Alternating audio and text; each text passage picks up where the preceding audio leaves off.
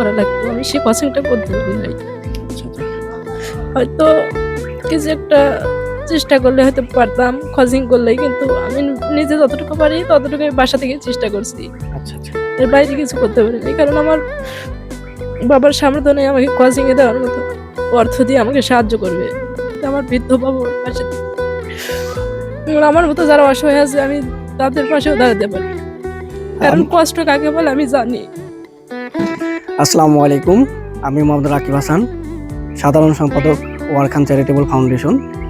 তো আজকে আমরা আসছি পাবনা জেলার চাটমোহর উপজেলার নিমাইচড়া ইউনিয়নের চীনাভাতকুর গ্রামে। তো আমার পাশে যাদের দেখা যাচ্ছে ইনি হচ্ছে, ওনার নাম হচ্ছে জহুরা খাতুন। সে একজন মেধাবী শিক্ষার্থী। সে অতীতেও এসএসসিতে জিপিএ 5 পেয়েছে এবং ইন্টারেও সে খুব ভালো রেজাল্ট করেছে। তো আর তার পাশে যে দাঁড়ায় আছে সেটা জহুরার বাবা, এটা আব্দুল গফুর, আর ওই পাশেই আছে তার মা।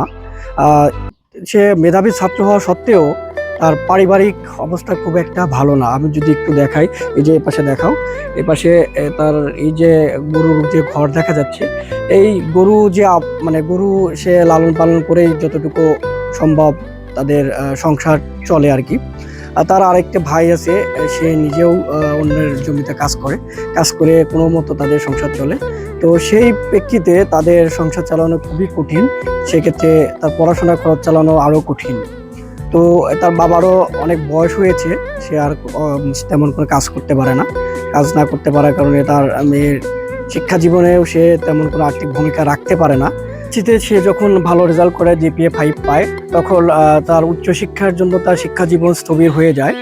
তো সেই মুহূর্তে আমাদের চাটমোহর উপজেলা কমিটির সহসভাপতি শাহিন রহমানের কাছে তার যোগাযোগ হয়।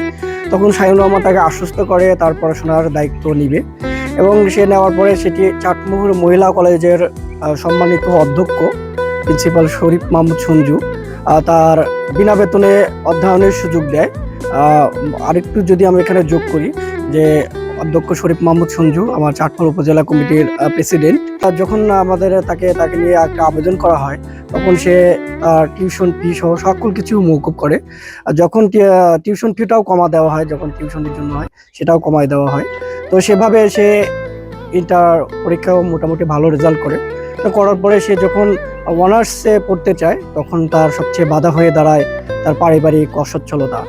টাকার অভাবে সে পড়ালেখা করতে পারছিল না, তার পড়ালেখা থমকে যাওয়ার মতো হয়েছিল।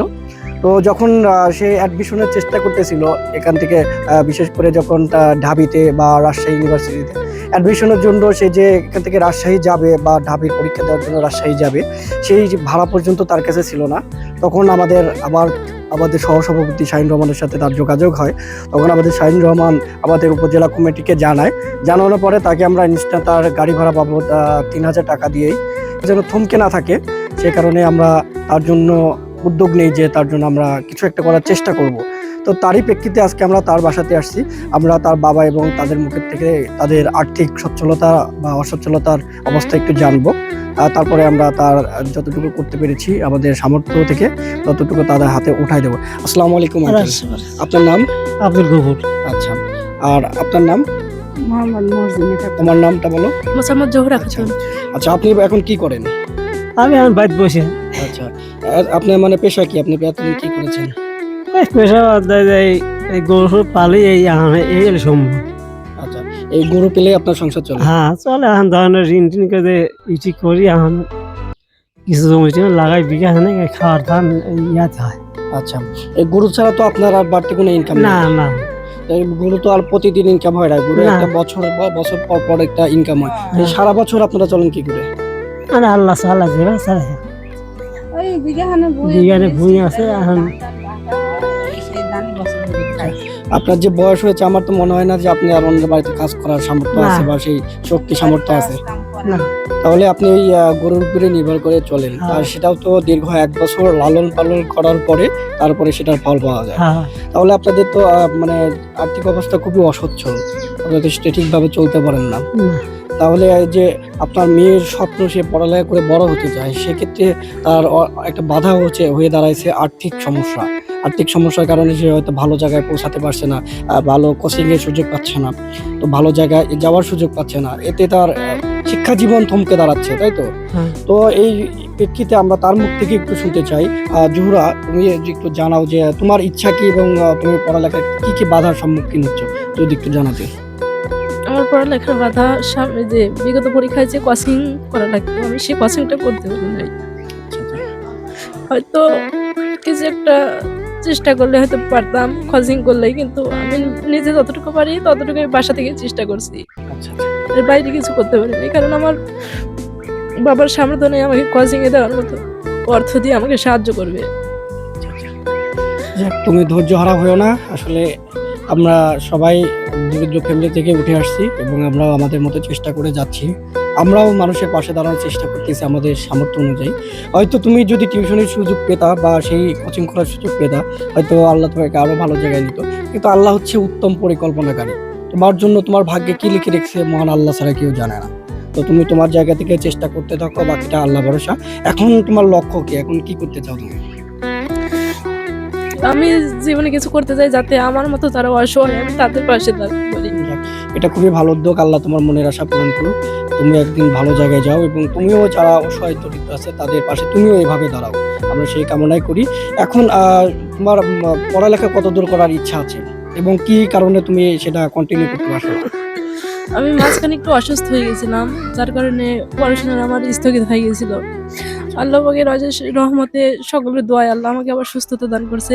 আমি আবার পড়াশোনাটা কন্টিনিউ করেছি। আমার ইচ্ছা যে আমি পড়াশোনা শেষ করে যাতে একটা কর্ম করতে পারি, যাতে আমার বৃদ্ধ বাবার পাশে আমার মতো যারা অসহায় আছে আমি তাদের পাশেও দাঁড়াতে পারি। কারণ কষ্ট কাকে বলে আমি জানি। ঠিক তোমার মতো আমরাও কষ্টটা আসলে জানি। আমিও, আমার বাবাও একজন কৃষক, আমি সেই ফ্যামিলি থেকে উঠে আসছি। আমি নিজেও অন্যের বাড়িতে লজিং পড়ালেখা করে এত দূর আসছি। তো আসলে জীবনে সবারই কিছু না কিছু দুঃখ কষ্ট থাকে। তো দুঃখ কষ্ট নিয়েই আমাদের জীবন, আমাদের এভাবে আগায় যেতে হয়। কিন্তু আমাদের মনে রাখতে হবে আমাদের উপরে রব আছে, রবের পরিকল্পনা অত্যন্ত নিখুঁত। সে কার জন্য কি লিখে রাখছে সেই উত্তম পরিকল্পনাকারী। আমরা ধৈর্য না হারাই, তার কাছে প্রার্থনা করি এবং নিজের চেষ্টাটুকু করে যাই। আমি যদি আপনার মুখে থেকে একটু শুনতে চাই, আন্টি আপনার মুখে থেকে শুনতে চাই যে আপনি আপনার মেয়েকে কোথায় দেখতে চান এবং কি কি সমস্যা আপনি ফেস করেন? আশা তো আসলে বাবাজি যে মানুষের মতো মানুষই বানাবো। আমার কর্ম খারাপ, বেটি প্রথম যেরকম স্টেজে নাছিল ওই কলেজ ফার্স্টে হয়ে আসালে পারে। কিন্তু এই যে আপনার মেয়ে যে আপনার পড়ালেখার বিষয়ে আগ্রহ, এটা আপনি কিভাবে দেখেন? আপনার পড়াশোনার প্রতি কি তার আগ্রহ কেমন? খুবই আগ্রহ তার। আচ্ছা, আপনি তার জন্য দোয়া আগ্রহ করেন? যদি নাই হইলে না, মনে করেন বাড়ির থেকে সে পড়াশোনা করে সাধারণ এই দুধে পয়েন্ট পালে পারে, সে আল্লাহ তাক ভুলে থাকলে নেই। হয়তো আল্লাহর পরিকল্পনা তো আপনি জানেন না, আল্লাহর পরিকল্পনা আরো নিখুঁত। আর সবচেয়ে বেশি যেটা ইম্পর্টেন্ট, তার জন্য আপনার দোয়া। আপনি মা, আপনি তারপর আপনার মেয়ের জন্য দোয়াই তো দোয়া করি করবেন। বাবা, এই দোয়া দোয়াটা চাই। আপনার মেয়েকে একদিন মানে উচ্চতর শিখরে নিয়ে চলে যাবে। আপনার দোয়াটাই সবচেয়ে বেশি গুরুত্বপূর্ণ। ইনশাল্লাহ আমরা তার পাশে দাঁড়ানোর চেষ্টা করব। আমরা যদি সামনে আরো সুযোগ থাকে আমরা তার পাশে দাঁড়াবো। আমরা চাই না যে একজন মেধাবী শিক্ষার্থী এভাবে অকালে ঝরে পড়ুক, হারিয়ে যাক শুধুমাত্র টাকার অভাবে। টাকার অভাবে কোনো কিছুই থেমে থাকবে না। সমাজে অনেক বিত্তবান লোক আছে, চাইলেই মানুষের পাশে দাঁড়াতে পারে, কিন্তু বেটার মানুষের কিনে সেরকম যে ইচ্ছা থাকে চাবো, না। বেটার দুটো বাচ্চা একেবারে একটা। আমি সেটা তো সরজমিন দেখেছি, আপনার ছেলেরও সে সেরকম সে আর্থিক বাচ্চারও অবস্থা হাট খুব, ফুটো, ভালো সে না। বাচ্চারও হাট ফুটো দেখা যায় যে তার জন বাচ্চারই তার চলা কঠিন। তো এই মুহূর্তে আমরা তাদের আর্থিক অবস্থা, আর্থিক সচ্ছলতা অসচ্ছলতার সকল খোঁজ খবর নিলাম, জানলাম, আপনারা নিজেরাও জানলেন। সমাজে অনেক বিত্তশালী ব্যক্তিরা আছে, তারা যদি তাদের আশেপাশের এইরকম মেধাবী শিক্ষার্থীদের পাশে দাঁড়ায়, হয়তো দেশ, রাষ্ট্র ভালো মেধাবী শিক্ষার্থীদের পাবে এবং দেশ সেইভাবে পরিচালিত হবে মেধাবী শিক্ষার্থীদের দ্বারা। তো সকলের নিকট আকুল আবেদন এই যে জহুরার মতো আরও যারা মেধাবী শিক্ষার্থী আছে তাদের পাশে দাঁড়ানোর জন্য, যাতে টাকার অভাবে কোনো শিক্ষার্থী জীবন অকাতর ঝরে না পড়ে, তাদের স্বপ্নগুলো যেন ছোট না হয়, তার স্বপ্ন যেমন দেখে সেই স্বপ্নগুলো বাস্তবায়ন করার দায়িত্ব আমাদের সকলের। শুধুমাত্র টাকার অভাবে যেন এই স্বপ্নগুলা বিফলে না যায়। তো আমরা সেই দুর্গম পথ পেরিয়ে আজকে তার বাসায় আসছি তার পাশে দাঁড়ানোর জন্য, শুধুমাত্র তার শিক্ষা জীবন যেন থমকে না দাঁড়ায়। তাকে হয়তো আমরা সারা জীবনের একটা ব্যবস্থা করে দিতে পারবো না, তবে আমরা তার জন্য যতটুকু পারি চেষ্টা করব। আজ বা সামনে আমরা আরও চেষ্টা করব তার জন্য, তার শিক্ষা জীবন যত থেমে না যায়। আমরা তোমার কাছে উদাত্ত আহ্বান যে তুমি যেন তোমার শিক্ষার জায়গা থেকে পেছায় আসো না শুধুমাত্র টাকার কারণে। টাকা কোনো সমস্যা না, টাকা মানুষের মানে অর্থশালী বিত্তশালী অনেক লোক আছে, চাইলে তারা সহযোগিতা করতে পারে, কিন্তু তোমার আগ্রহটা তুমি শেষ করো না, তোমার চেষ্টাটা তুমি শেষ করো, এটা তোমার কাছে আমার আবেদন। তো তুমি শেষ পর্যন্ত নিজেকে কোথায় দেখতে চাও, তোমার চেষ্টা এবং সফলতা নিয়ে মানুষের কাছে তোমার কি চাওয়া? মানুষের কাছে যাওয়া যাতে আমি পড়াশোনাটা কন্টিনিউ করতে পারি, যেহেতু আমার এখন পড়াশোনা থামায় দেওয়ার একটাই কারণ, আর্থিক ভাবে আমি যাইতে পারতেছি না সেইভাবে। আচ্ছা আচ্ছা। যেহেতু আমি একটা সাপোর্ট পাই তাহলে আমি পড়াশোনাটা চালাই যাবো। তুমি এটা নিয়ে চিন্তা করবে না, সমাজে অনেক বিত্তশালী ব্যক্তি, আমরা তাদের উদাত্ত, আমরা প্রয়োজনে তাদের কাছে যাব যাতে তোমাদের মতো মেধাবী শিক্ষার্থীরা ঝরে না পড়ে। তো আমরা এই মুহূর্তে তার বাসায় এসেছি, তার বাবা মার মুখে কথা শুনলাম। তো আমরা এখন তাকে নগদ একটা 30,000 টাকা চেক উঠাই দেবো, যাতে সে এই টাকা দিয়ে তার পড়াশোনার খরচটা সে চালায় যেতে পারে। তো আমি এই যে তোমার হাতে এখন নগদ 25,000 টাকার চেকটা উঠাই দিচ্ছি, তুমি এটা একটু গ্রহণ করবা। এই যে তোমাকে যে আমরা নগদ 25,000 টাকার চেকটা দিলাম, এটা আমার ফাউন্ডেশন ওয়ারখান চ্যারিটেবল ফাউন্ডেশন থেকে দিলাম। আমি ফাউন্ডেশনের সাধারণ সম্পাদক। তোমার কাছে আমাদের একটি শুধু চাওয়া থাকবে, সেটা তুমি তোমার জায়গা থেকে তোমার পড়ালেখাটা কন্টিনিউ করো এবং আমার ফাউন্ডেশনের জন্য তুমি দোয়া করবা, তোমাদের মতো এরকম আরো মেধাবী শিক্ষার্থীর পাশে যেন আমরা দাঁড়াতে পারি। শুধু এতটুকুই দোয়া করবো আমাদের। আমি অবশ্যই দোয়া করবো যাতে আমার মতো আর কেউ পড়াশোনা মানে আর্থিকভাবে অসচ্ছলতার কারণে না থামায় দেয়।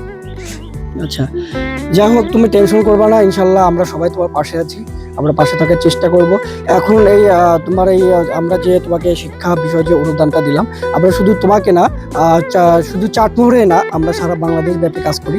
আর যারা অসহায় দরিদ্র তাদের কারো ঘর দিয়ে, কাউকে টিউবওয়েল দিয়ে, কারো শীত বস্ত্র বিতরণ করে, কারো পড়ালেখার খরচ চালিয়ে বা কারো চিকিৎসা বাবদ চালিয়ে, তো আমরা সবার পাশে দাঁড়ানোর চেষ্টা করতেছি আমাদের সামর্থ্য অনুযায়ী।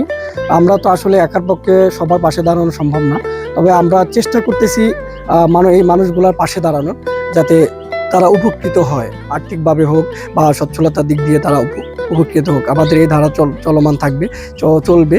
আমরা চাটমোহরে আরও কয়েকজন মেধাবী স্টুডেন্টের পাশে দাঁড়াবো, আমরা তাদের হাতেও নগদ চেকগুলো উঠাই দেবো। তো আমাদের ফাউন্ডেশনের জন্য তোমরা শুধু দোয়া করবা যেন আমরা তোমাদের মতো মেধাবীদের পাশে দাঁড়াতে পারি, পাশে দাঁড়িয়ে সমাজে একটা ইতিবাচক পরিবর্তন আনতে পারি। যে শুধু টাকা থাকলে মানুষ হয় না, মানুষের মধ্যে মনুষ্যত্বতা থাকতে হয়। আল্লাহ অর্থ সম্পদ সবাইকে দিছে, কিন্তু পাশে দাঁড়ানোর ইয়েটা কাউকে দেয়নি, সবাইকে দেয়নি আল্লাহ। তো পাশে দাঁড়ানোর জন্য সেরকম মন মানসিকতা লাগে। আমাদের ফাউন্ডেশন যারা চালায়, যা ফাউন্ডেশনের সাথে যারা যুক্ত আছে, সবাই অত্যন্ত ভালো মনের মানুষ। তাদের কারণেই আমরা এই মানুষগুলো পাশে দাঁড়াতে পারছি, উপকার করতে পারতেছি। আমাদের জন্য চাচি একটু দোয়া করবো, আমাদের ফাউন্ডেশনের জন্য। আল্লাহ বাঁচা রাখুক বাবা, তোমার এদিনে আল্লাহ আরো ক্ষমতা দান করে। আচ্ছা, আপনি চাচা আপনার কাছে একটু জানতে চাই, আমাদের ফাউন্ডেশনের জন্য শুধু একটু দোয়া করবেন। আচ্ছা, আপনার মেয়ের মতো যেন আমরা আরো মানুষের পাশে দাঁড়াতে পারি, শুধু এতটুকু দোয়া করবেন। আপনাদের থেকে আমাদের আর কোনো চাওয়া নাই, কিন্তু চাওয়া আছে আপনার মেয়ের থেকে, কারণ আপনার মেয়ে পড়ালেখাটা যেন ছেড়ে না দেয়, তা শুধুমাত্র টাকার অভাবে। তার পড়াশোনা সে কন্টিনিউ করুক, ইনশাল্লাহ আমরা পাশে দাঁড়াবো। আমি বিশেষভাবে ধন্যবাদ জানাতে চাই যে আমাদের সহসভাপতি, চাঁদপুর উপজেলা কমিটির সহসভাপতি শাহিন রহমান, চ্যানেল 24-এর একজন মানবিক সাংবাদিক। তার কারণে আজকে আমরা জোহরার মতো একজন মেধাবী স্টুডেন্টকে খুঁজে পেয়েছি, যে টাকার অভাবে তার স্বপ্নগুলো বাস্তবায়ন করতে পারতেছে না। আমরা প্রান্তিক পর্যায়ে এভাবেই ছুটে যাচ্ছি এই মানুষগুলো শুধুমাত্র পাশে দাঁড়ানোর জন্য। আমরা যতটুকু পারি এই মানুষগুলো পাশে দাঁড়াচ্ছি, ইনশাল্লাহ আমরা সামনেও দাঁড়াবো। তো দোয়া রাখি যে জোহরার মতো মেধাবী স্টুডেন্টরা যেন অকাতরে ঝরে না যায়। সবাইকে ধন্যবাদ।